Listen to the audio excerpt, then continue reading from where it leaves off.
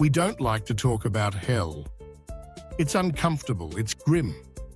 It feels out of place in our modern world that values tolerance, affirmation, and positivity above all else. In many of our churches, hell has been quietly retired.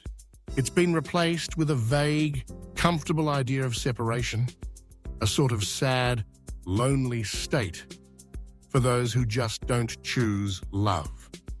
We have softened the edges and muffled the warnings. But in doing so, we have forgotten the one terrifying, central, and absolutely necessary truth that Jesus himself taught about hell.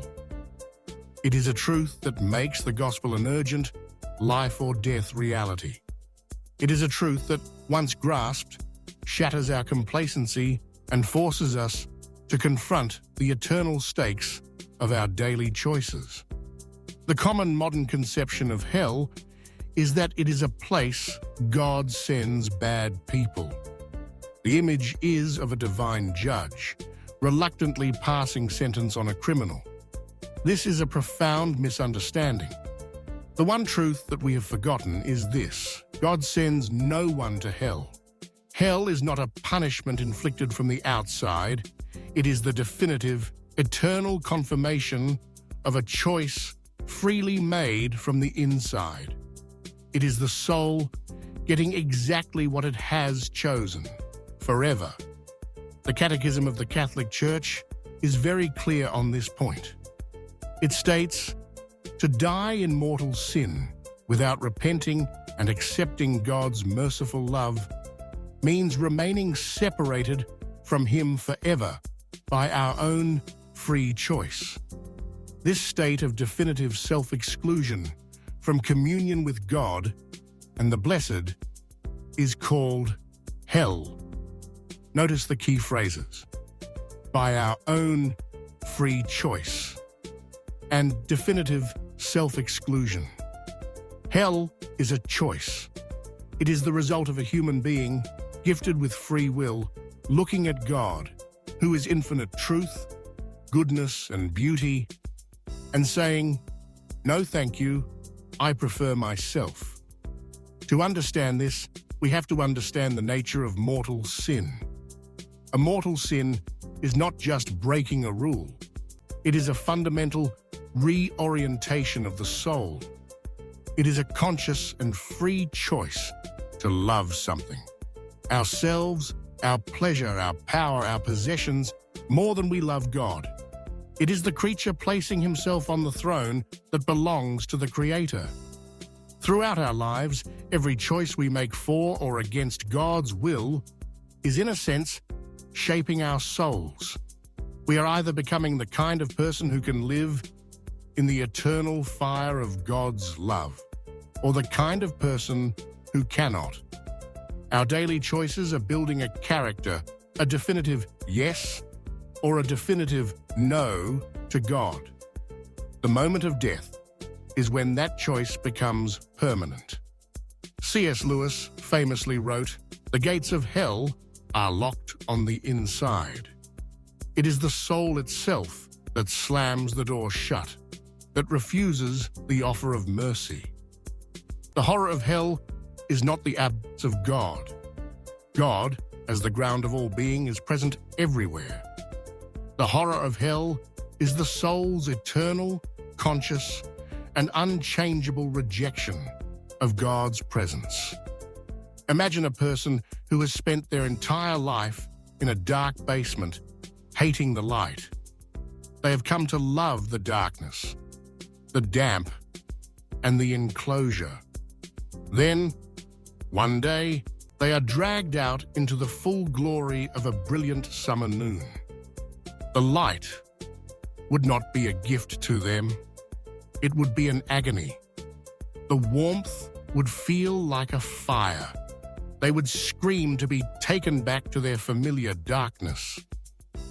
This is a faint analogy for the soul that dies in unrepentant mortal sin. It has trained itself to hate what heaven is. It has made itself allergic to love, to goodness, to humility, to truth. To be in the presence of God, who is love and truth itself, would be an unbearable torment. The fire of hell that Jesus speaks of is not a literal, physical fire like we have on earth.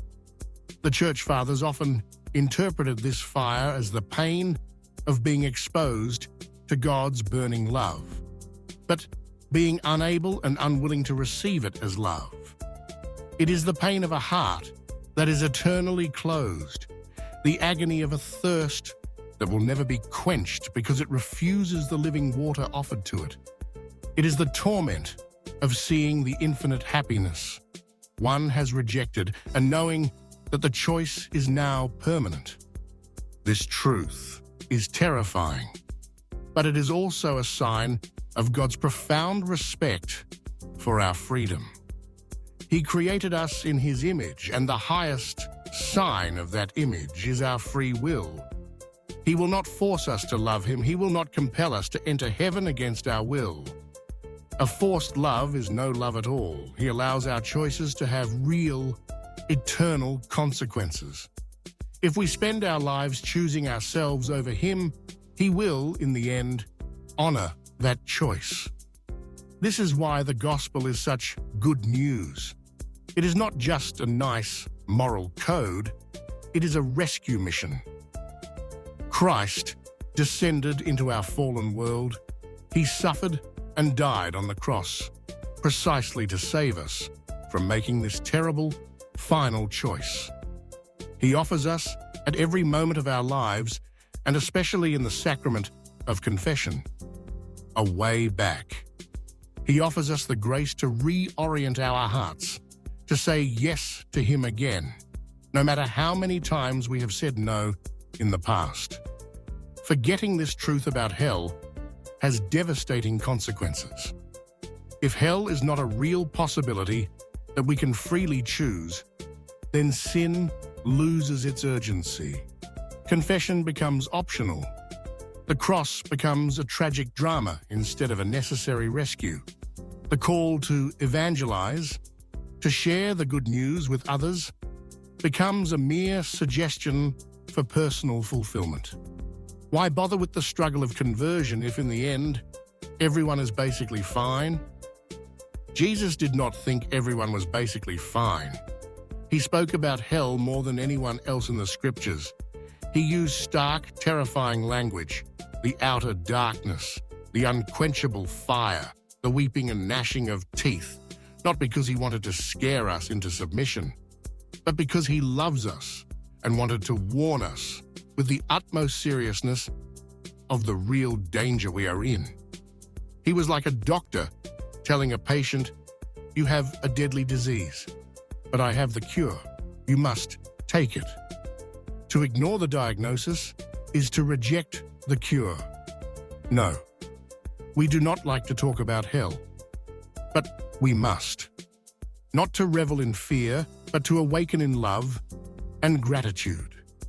The reality of hell should not lead us to despair, but to a profound appreciation for the reality of the cross.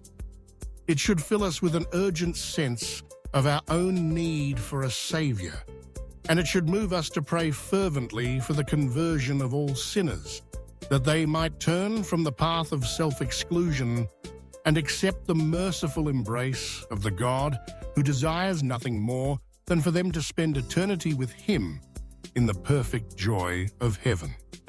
If you find mysteries like this compelling, consider following for more content that illuminates the eternal truths of the Church.